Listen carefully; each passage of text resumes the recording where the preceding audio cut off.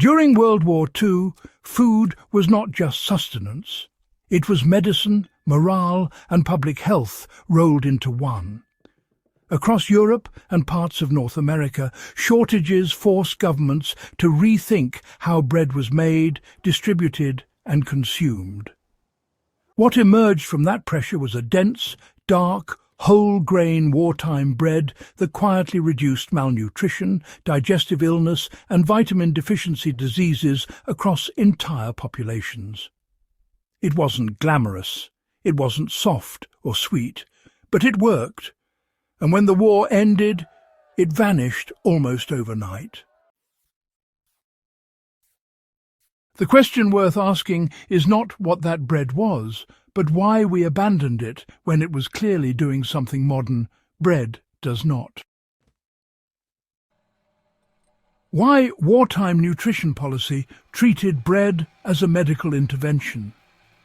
By the early years of the war, governments had a hard truth to confront. Refined white flour, stripped of bran and germ, produced bread that filled stomachs but failed to sustain health. Populations relying on it showed rising rates of digestive problems, fatigue, nerve disorders, and immune weakness. In Britain, Germany and Scandinavia, nutritionists pushed for a return to wholemeal flour, not for nostalgia, but for survival. This wartime bread was intentionally coarse. It retained the wheat germ and bran, delivering fibre, B vitamins, minerals, and natural oils lost during industrial milling. Officials understood that bread eaten daily could quietly deliver nutrients to millions without supplements, pills, or complicated logistics. In effect, the loaf became a public health tool. Now, let's talk about how this bread reduced disease without antibiotics or supplements. You see, the most overlooked benefit of wartime whole-grain bread was its impact on digestive health. Fibre intake increased dramatically when populations shifted away from white bread, and as a result, constipation, intestinal inflammation, and related infections declined. More importantly, the gut microbiome, though not understood in modern terms at the time, really benefited from the fermentable fibres and natural yeast activity present in these loaves. Vitamin B deficiencies, particularly those affecting nerves and energy metabolism, also declined. Thiamine, niacin, and riboflavin remained intact in wholemeal flour, whereas refined flour required later fortification to compensate for what had been removed. Wartime data showed fewer cases of pellagra-like symptoms and improved general stamina among civilians relying on these breads. Now, why did sour fermentation play such a quiet but critical role? Well, most of these breads were not fast-risen with commercial yeast. They relied on longer fermentation, often using sourdough cultures. This mattered more than most people realize. Extended fermentation breaks down phytic acid, which is a compound that inhibits mineral absorption. Iron, zinc, and magnesium became more bioavailable as a result. At a time when meat was scarce and fresh produce was seasonal, this mattered enormously. Bread was no longer just calories, it became a mineral delivery system. Modern bakers, if they're interested, can replicate this by allowing doughs to ferment for 12 to 24 hours, using whole grains and natural starters rather than rapid yeast and refined flour. You know, rationing, quite unintentionally, actually created better bread habits for everyone. With sugar, fats and white flour in short supply, those excesses were just eliminated from the daily loaf. Bakers, well, they had to make do with whatever was available. The result? Loaves that were denser, darker, and honestly far more filling. Folks ended up eating less bread by sheer volume, but interestingly, they got more nutrition out of every single slice. People felt fuller for longer, their blood sugar didn't spike as much, and overall energy levels were just more stable.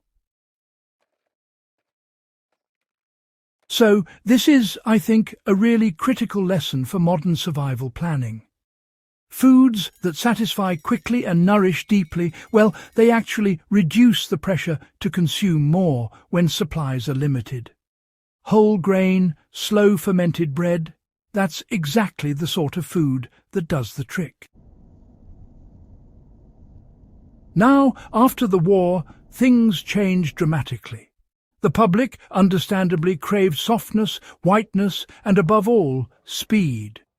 Industrial milling came roaring back, and refined flour became a symbol of prosperity. Bread turned lighter, sweeter, and so much easier to chew, but sadly, it became nutritionally hollow. The very qualities that made wartime bread so effective were, almost overnight, seen as undesirable. You know, convenience replaced resilience. Shelf life replaced nutrient density. And, well, public health quietly paid the price as chronic digestive issues and metabolic disorders rose in the decades that followed. So, how can modern bakers and preppers revive this lost recipe today? Well, reviving this bread does not require historical reenactment. It just requires intention. Start with whole wheat or rye flour, milled as close to baking time as possible. Use a sourdough starter or extended fermentation with minimal yeast. And bake at lower temperatures for longer durations to preserve nutrients. For preparedness, this bread offers durability, nutritional density, and adaptability. It pairs well with preserved foods, stores better than soft loaves, and provides steady energy during physical or mental stress. Why this bread matters goes well beyond just nostalgia. You see, this isn't about romanticizing hardship at all. It's about recognizing that sometimes necessity actually forced people to create smarter food systems than abundance ever could. Wartime bread, for example, really succeeded because it respected biology, digestion, and long-term health, rather than just focusing on taste alone. In a world that's once again facing supply instability, rising food costs, and honestly declining nutritional quality, the lessons of this bread are no longer just historical curiosities. They're practical tools that we can use right now. What this forgotten loaf still teaches us today is, well, quite powerful. The most important lesson is actually pretty simple. Food that quietly supports health every single day is far more valuable than food that just pleases the palate. Wartime bread prevented disease not through medicine, but through thoughtful design. If you value serious history and practical survival knowledge drawn from real experience, go ahead and subscribe to the channel and share this video with others who believe the past still has something essential to teach us.